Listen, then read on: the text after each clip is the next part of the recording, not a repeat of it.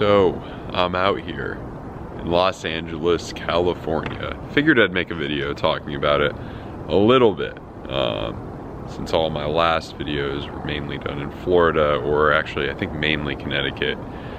It's been a while.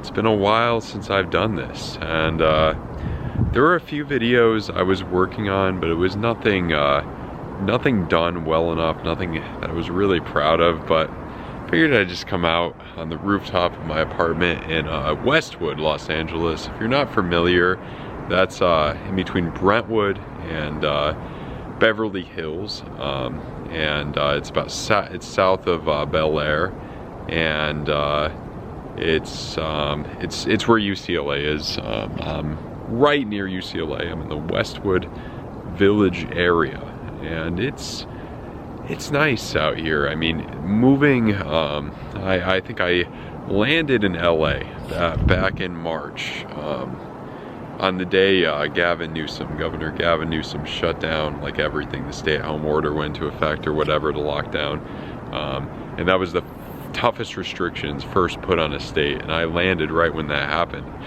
and I was like, wow.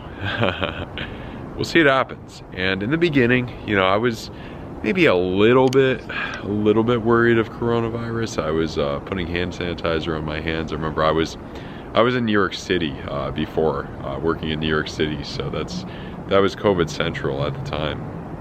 And yeah, putting hand sanitizer. But then, you know, as more news came out, as I read more into it about everything, I stopped worrying as much, and you know, the anxiety or whatever, I realized, you know, you can't live your entire life in fear. That's all I'll say about anything referring to coronavirus. Let's talk a little bit more about LA. You know, LA, the place everyone sees in YouTube videos and in movies. Everyone talks about, you know, LA, you know, that's where the stars live. That's where you go to get famous, and it depends what you want. I remember I was reading one Reddit post about it, and the guy was like, well, you know, if you want to get rich and famous, come to LA. Maybe Florida would be better for you if you don't want to be famous, but you know, the fame part, that's LA. And you know, the stereotype is everyone's fake out here. You also hear that everyone's good looking. Geez, it's hard to even talk about these stereotypes because it's been so difficult to meet people because of coronavirus. So it's hard to really say. It is beautiful out here, though. That is one thing you could see why this is the most populated state. I mean, it's gorgeous. I mean, the mountains. This is definitely gotta be the most hiking trails and nicest hiking trails in America, I would say. Probably the LA area, or any part of California for that matter. It's perfect for it. One, it's always sunny, so it's perfect for hiking. No one wants to hike in the rain. And two, mountainous, beautiful mountains, always the perfect temperature. And that's another thing. It's always, I mean, it does get hot. I know this year, I've been here since March, like I said. This year, it got hot in September mainly. August, September is pretty hot. October is still hot, and then cool down. November, it's pretty much always between 60 and 80 degrees during the day, usually like low 70s and sunny. So that's why, you know, you always hear everyone's like, oh, the weather's always perfect. That's usually what it is. The more inland you go, it gets hotter, and it's not like Florida where you know, it's maybe a couple degrees hotter inland, you know, instead of like, I don't know, 88 degrees on the coast. It's maybe 92 inland. No, it's a bigger difference than that. It could be like 70 in Santa Monica or Venice Beach or whatever on the beach, and then inland at Hollywood it could be like 90 degrees. So it's a 20. I think where I am, it's a 10-degree bump from the coast, and then another 10 degrees into Hollywood, you know, inland, or the valley. The valley is, if you're not familiar, the northern part. More north, or Thousand Oaks. I don't know if that's part of the valley, or there's Thousand Oaks. I know the real valley would be Chatsworth is in there. It's the San Fernando Valley, so San Fernando up there, and that's definitely more, that's suburbia up there. That's very suburban. I think it's way more affordable to live there. rather than LA itself. The cost of living here is astronomical, although I got a good deal on our rent because of it, but because of the pandemic. But I think prices are starting to come back. It's not Manhattan prices, it's not New York City prices yet. Not that close, but it's very close. I know what's weird about it is I just learned this recently. San Francisco has actually the most expensive rents in the US. I didn't know that. I would think it would have been New York than LA. San Francisco is even, I think the average cost of a 1-bedroom in San Fran is like $3 grand a month, if I'm not mistaken. I think LA it's $2,500 a month. And then I think Manhattan would probably be 28, 27, something like that. Although these prices have fluctuated a little bit with the pandemic, who knows if they'll stay permanent? Maybe, maybe not. Time will tell. Time will tell. And it's, this is a changing part, a changing period in American history. The working from home, the new age of work, the digital age. This is moving us towards it a lot quicker. I think cryptocurrency, I think that's gonna be big. That's gonna be very big, especially if we have a correction in the market, especially if the value of the dollar goes down, because look, the amount of money being printed, the amount of money just being out of nowhere, and the amount of politicians doing anything to get a vote, doing anything to stay in office, to satisfy their constituency.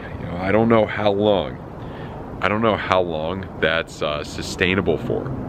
I really don't, and I think that's going to lead to a devaluation of the dollar. I think the stock market could correct immensely. Once you have that, people are going to look into other things. I heard Robert Kiyosaki saying a few months ago, the poor, they're hoarding toilet paper, and the rich, they're hoarding gold, silver, and cryptocurrency. So time will tell. Maybe there's no issue in printing money. My argument, an argument that says there's no issue in any of this is because every country is doing it. Every country's feeling the effects of this pandemic, so it just kind of even out. Maybe that's true. Hopefully that is true, but I think a year down the road or 2 years down the road, I think there could be a serious correction. I think there could be a serious economic downfall. I think we're in the beginning of a lot of things happening. This could be, let's look back to 1930s, 1940s. I don't think there's going to be a world war. I don't think we're going to have that type of catastrophe. But I think there could be a lot of changes being made. I think there could be a lot of precedents set to change things, just with the new technology and everything coming about. I think there's going to be some trouble, and I think this grace period from let's say maybe 2014 up until 2019. Maybe 2012 to 2019 when the market came back. I think people were still saying we were in this recession in 2012, so 2014, that's when the market started doing well. That grace period, I think, is going to end. I think it's going to, I think we're gonna see a lot of changes for, I'm trying to think, at least, a few years, it could be longer. And, there's good and bad. Everyone wishes, this pandemic didn't happen, obviously. But I think some good things will come out of this. I think we need to stand up. I think people need to stand up too for what they believe in. I think we need to, induct change like that and not just let a select few control everything. But you don't have to be a genius to say something like that. That's not anything too complicated. I think we all, in a democracy, at least if you believe in democracy, I think you agree with that to a certain extent. Although people, with lockdowns, with the level of freedom, I think when people are scared, people kind of have different views on that. They kind of want someone to handle it for them because the person's the expert. But sometimes the person who's the expert, and not always, but sometimes the person who's the expert, they only know maybe 5 or 10% more than the average person. And we've seen, them flip-flopping on stuff. They're just the person, a lot of times the expert's the person that's willing to take on the responsibility, that's willing to be wrong, that's willing to fail and take that risk. And, they're leaders a lot of times. But, you know, we need people to express their opinions as well. We need more people to express their opinions, which is happening. But I don't want to go on a tangent too much about that. I'm trying to think there's something I wanted to talk about. I'm trying to think exactly about, oh yeah, back to changing. Yeah, I think if the value of the dollar goes down, stock market goes down, you know, these people with gold and silver, they're gonna be very happy. They're gonna be doing really well. Cryptocurrency, those people are gonna be doing well as well. That's the most likely scenario I see. How bad things get, I don't know. I think there could be another possibility if the value of the dollar dissipates, if things start to collapse on the economic level and things get really crazy, we could have a totally different government system. It could become way more globalized. I don't know if that's gonna happen, but a different system where, you know, there's a basic means provided to everyone, more of a universal basic income. You know, I think if things get really bad, you gotta think logically about this. Are we really gonna, I don't know, tear down suburban homes and build, you know, low-class projects and shanty towns and all that and look like a third world country? I don't see it happening. Who knows though? People talk about civil war. If you really look into that, that's not possible for there to be an actual civil war. Although if you really see the division, oh God, you would think it is possible. But I think there could be serious civil unrest.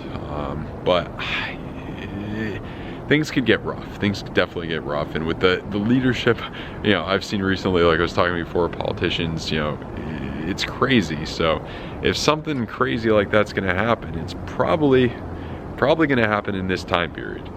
Am I worried? No, you should not be worried one bit. The fear will not, you know, it won't help you at all. You shouldn't be worried. You should be positive, and you should see this as an opportunity to maybe, you know, be a little more careful with the market and put your money into other assets like gold or silver or crypto. I don't know. I'm not a financial advisor. This is me just guessing. I have no clue. So don't listen to me. Believe me, there's a lot of people who studied this a hell of a lot more than I have. So yeah. So listen to them. Don't listen to me. And I'm not responsible if you lose all your money. Hopefully not. But you know, having said that, I think it's a new opportunity for that, to be positive and to look at what you can do and to look at what you can change. I think there's a lot of opportunity for people standing up to create changes, to create new ideas, to create new things. And you know, I was in an elevator at the grocery, near the grocery store. I was going from one floor to another store in this complex, and there was a woman who started talking to me, and she said, we're in crazy times. And to a certain extent, yeah, I would say it's definitely right. So we are in crazy times, but crazy times doesn't mean, you know, it's all negative. Crazy times means there's a lot of opportunity to create. There's a lot of opportunity to talk. Even me, right now, you know, just thinking about everything that's happened kind of motivated me to come out here on my beautiful rooftop of my apartment complex and film this cool video in Westwood, Los Angeles. So I think just a last thing about California, it's a beautiful state. I think a lot of things, the politicians here are a little hypocritical. I don't think anyone could really disagree with that. I think there needs to be some reform. I think, you know, good times, a place like this in the 80s when it was really freaking booming, you know, it doesn't last forever. And then there's new places that kind of have that umph, you know, maybe like Texas and Florida right now where everybody's going, or not everybody, but a lot of people are moving there. So it changes, places get better, they get worse. I think everything's gonna be all right. So, and it's been a great experience out here. I don't know if I'd live out here forever, but I can see why people do.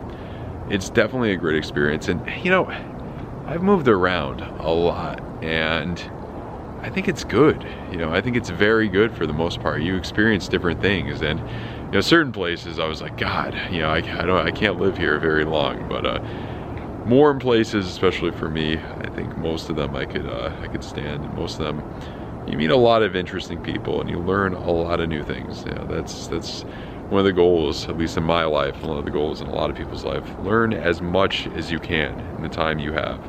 Learning is incredible. You know, finding out new things, it's incredible. There's an infinite amount of information out there we can learn. I'll end on that note. Have a good one, guys. Bye.